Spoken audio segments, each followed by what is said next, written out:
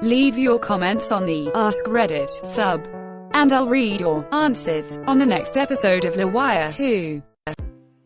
What are some little-known relationship green flags? I feel like there's a lot of detailed examples that largely boil down to two things: empathy and emotional maturity. It's sad that those two are so often lacking, that people become surprised by it. Yeah, I wonder how rare it is to actually find these two very important attributes. From my experience, the more damaged you are, the less you recognize them. It depends. In my case, I am much more emotionally mature and empathetic because I am damaged. But here's the big difference. I was damaged and now I am mentally healthy and happy. But going through depression, heroin addiction, and suicidal ideation made me a better person in the long run. It allowed me to grow and learn how to be emotionally stable. Many people teeter on that edge of just getting by, so they never actually improve. But I was so far gone that I was forced to either die or improve, so I improved. Being able to emotionally connect even after an argument. Absolutely. During the beginning of our relationship, whenever my partner and I would argue, he would try to hold my hand, rub my arm, or hug me as we talked. When I'm wound up, I feel like I need space to think, like physical space, so I would always put him away. We'd always get to a point in our arguments where he would just shut down or walk out of the apartment, and I couldn't figure out why. I thought that he just didn't care enough to talk these things out with me. Finally, I learned that physical touch is a big part of his love language. And that was what he needed after our fights, to feel emotionally connected with me. Since then, when one of us gets upset, we hold hands and talk things out. It's a weird small thing that's made a huge difference in our relationship. This one time my boyfriend and I were having an argument that we couldn't find a solution to. And we had easily spent over a half hour thoroughly discussing it, trying to find a solution. At the end, we basically came to the conclusion that we just weren't going to find a solution at that moment. And I joked saying, we so rarely have problems we don't even know how to fix it when we do have one, and he laughed and responded with, we'll circle back and deal with it the next time it happens. Hasn't happened since, and we're going on 3 years strong. We both couldn't be more in love. Edit. My boyfriend's mad. He said he wants his cut of the karma. Lol, thanks for the upvotes, guys. Or during. I have friends that love having intellectual battles between themselves. It's how they connect to each other and express their love. I can relate to this. I enjoy having intellectual arguments. Would you say you love being mentally challenged? Holy crap.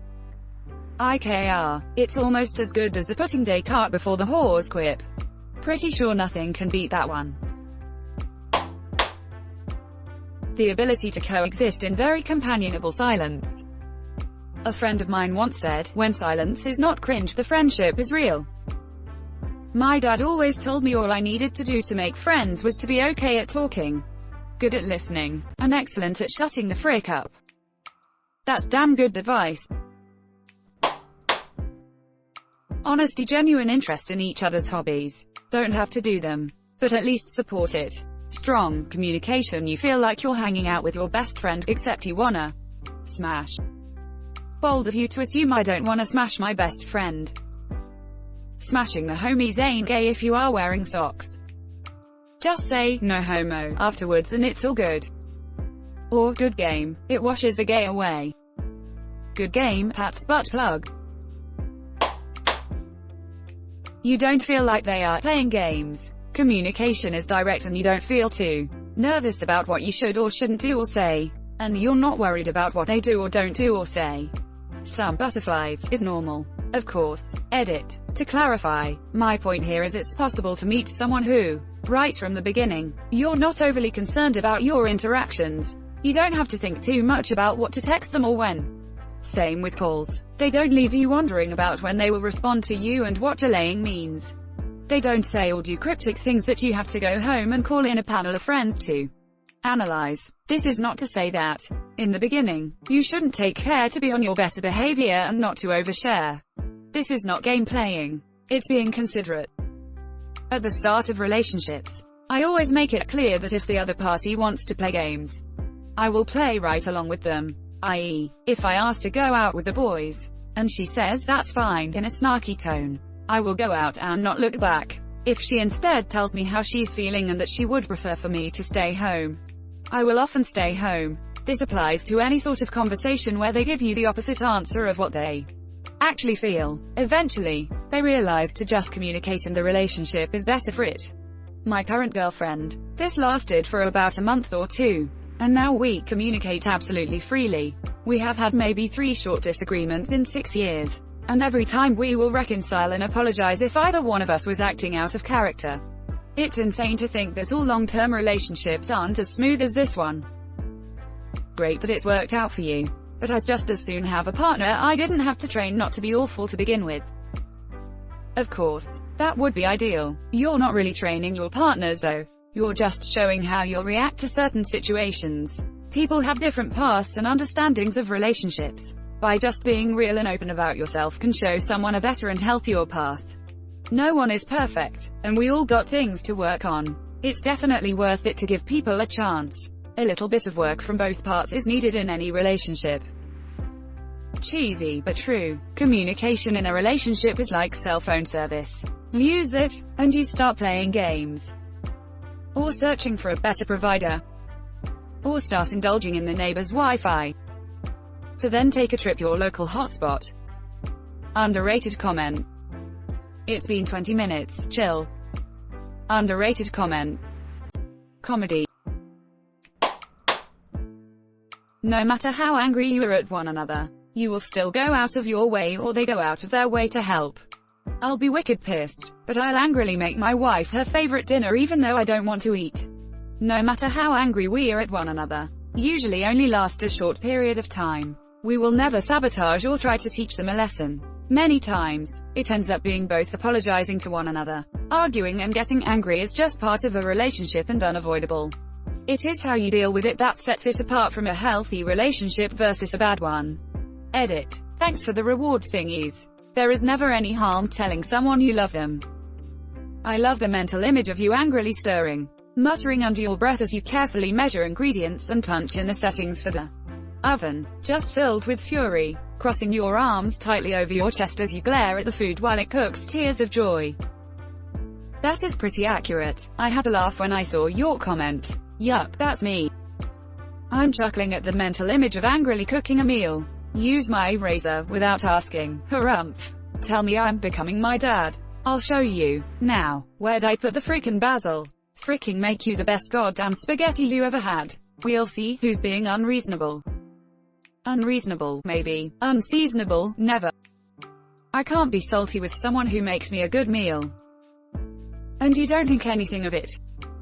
Not only not thinking of it, often, angrily doing something nice for myself during a disagreement can cool me down and give me a second to think through things from her perspective and allows me to be more empathetic. I drink a lot of water and sometimes my BF would stay until late and I would fall asleep.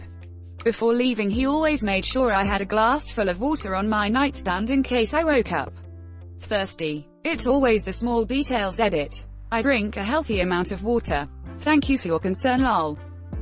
My boyfriend does this too. I'm never without a water glass. If he walks by and it isn't full, he fills it up.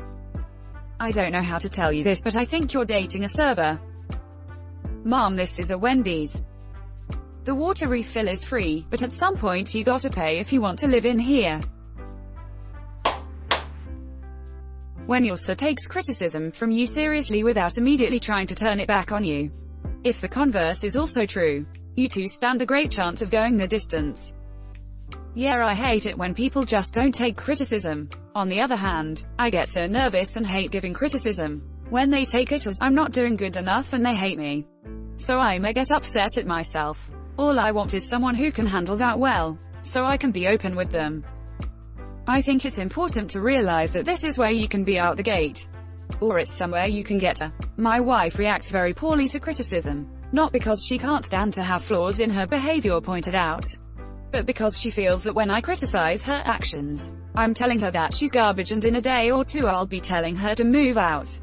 That's a direct effect of her upbringing. And what's important is that she recognizes the issue for what it is.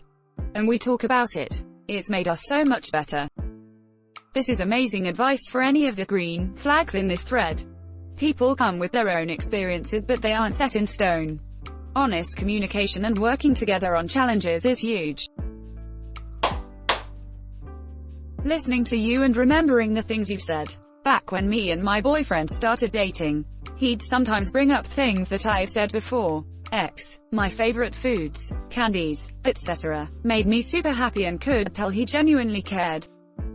I'm so bad at remembering details like this. I've started to record them in my phone for friends and partners, and it enables me to be so much more thoughtful. E.g., a friend of mine mentioned that 2 of her favorite desserts were cannoli and cake. So for her birthday I made her a cannoli cake. She was so touched and didn't remember the saying it, so it came across as very insightful, haha eta. I'm so glad that my most upvoted comment is about my most fiercely kept secret in my friendships. Haha, hopefully it helps all of you out. My ex once tagged me in a post about a strawberry shortcake birthday cake. She forgot about it and nobody had ever done anything nice for her. So she was blown away when I bought one for her birthday almost a full year later. A few months later she was eating a maple bar donut and casually mentioned she wished she could have a whole maple donut cake. So the next year on her birthday I took the day off of work, and when she came home I had baked a whole maple donut cake. I'm not a baker, but that cake was amazing.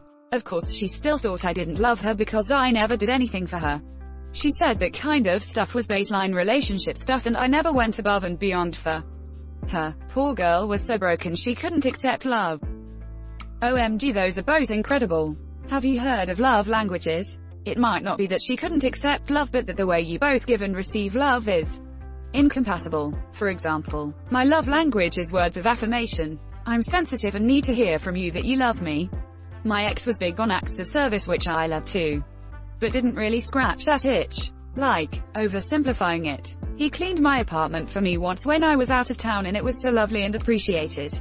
But it would have gone way further for me if he had instead said, "Hi, I missed you so much. Tell me about your trip," and talk to me about it. It's not that he or I couldn't receive love. It's just that we were speaking different languages. My last boyfriend only remembered things if he could throw them in my face at the most inappropriate times to win entirely unrelated arguments, and otherwise never remembered anything about me. God, how I've missed sanity. God, how I've missed sanity. It's been so long that I don't even remember how it looks like. Is it edible? Why? Yes. Mine comes in the form of avocado flowers filled with salmon tartar. I wasn't eating very well before this and lost a bunch of weight. Also lots of meditation, a new apartment, and long walks by the riverside. Maybe I'll yoink a plant I see next time I go out. I have an empty flower pot. I also saw some people fishing, though they only caught a frog. Also some people swimming, which makes me want to try, provided the water is clean enough. All in all, life is great when one leaves the past. Leaving the past is difficult though, and tear-filled. Active listening. Not just being there while you talk. Acutely giving opinions, advice if asked for, and generally caring for the conversion. Bonus. Active listening during an argument. Not trying to win, but trying to resolve the problem. Edit. Grammar. Honestly, this is so important. I've had to get rid of certain people because it was clear that they didn't care to actually listen. My ex and best friend are perfect examples of this. I found myself when in phone calls with him I would constantly be asking questions. How was your day? Oh, that happened. Wow, that must have been hard. Did you ever finish that thing you were going to do? Oh, that's good. Then when it came to me I would start talking about my day and things that happened, and it would be like crickets and I would just get back, yeah, for sure. Okay, yeah, anyway, back to what I was saying. Then my ex would tell me that I didn't talk enough. I'm like, excuse me? Maybe because when I actually feel like talking and start telling you something you don't care and just go on about yourself. My best friend would never ask how I was, but I would always ask how she was, what she was up to, ask about her son. Not once I can remember her asking how I was or how I was feeling. This is super important, but also the polar opposite is important. Being able to comfortably sit together in complete silence for prolonged periods is a good green flag. The best relationship I had was when we both fell asleep on the couch watching TV, and I woke up with her literally using me as a full-body pillow. Of course, I couldn't move until she woke up and suffered from muscle cramps and pins and needles for about 3 hours, but the fact that she slept through the night was a milestone in the relationship, and I wasn't going to move until she woke up. Later, she began teleporting into bed after falling asleep because I learned better positioning and leverage. I'm sad on your behalf, this is past tense. But I had a relationship that was great and it ended amicably and is now just part of my story. And that's okay too. We're still in touch. Kinda. Her mom still invites me to family dinners. Even though she's married with 2 kids now. The ex, not a mother. I think mom is still holding out hope for the relationship even though we've both moved on to a friendship, instead of squishing bits together. Non-sexual compliment. Not really sure if this counts because we're not in a relationship. But last fall semester, my friend asked if I could help her with something. I hadn't seen her in a while. And while I was talking to her she said, "You got new glasses?" I said yes, they really suit you. It honestly made my day. Compliments really go a long way. Friendships are relationships too. There are good ships, there are wood ships, there are ships that sail the sea. But the best ships are friendships, may they ever be. You taste good. You smell different when you're awake. Man, I laughed at this for a solid 5 minutes. Can't wait to say this to someone. You smell of elderberries. Your mother was a hamster. Being able to have healthy conflict without fear that conflict will cause the end of the relationship. It's green flag, and a relief, to have natural disagreements and communication about those disagreements without constant fear that someone's going to hit the nuclear option. Edit. Also, doctoring my coffee and bringing it to me in bed was a smaller green flag. Edit 2. Doctoring meaning putting cream and sugar in. And thank you for the awards and gold Reddit friends. Underrated comment. Also, no matter how pissed off you're at you're still supporting, respectful, and considerate of one another. Edit. For clarification. equals each other. And thanks for the gold, fellow Redditor. Laughter. And also, I've been with my partner for 40 years this month, and I still smile when I see him across a room. He still makes me laugh and my heart soars when I think of him. Awesome. And congratulations to you both. Been with my wife almost 10 years now. And she always tells me how she loves that I make her laugh at least once every day. I hope she still says the same thing 30 years from now. My girlfriend has this way of just making me cry laughing sometimes. One simple thing that always gets me is when she drives out of a parking lot. She'll often say, "Tassez-vous les pauvres," which roughly translates to "get out of my way, you poor freaks," and I don't know why, but I find that crap hilarious. If it's a chore you both hate, you do it together. My late husband and I both hated folding laundry, but it had to be done, so we always did it together. Made the chore less of a pain. My dad did that with us growing up. Anytime he needed to run errands or do housework, he would ask me or my brother to keep him company and talk to him. He said that made it was less about being bored and annoyed by doing chores and more happy hanging out and bonding time with his kids. It was always fun too.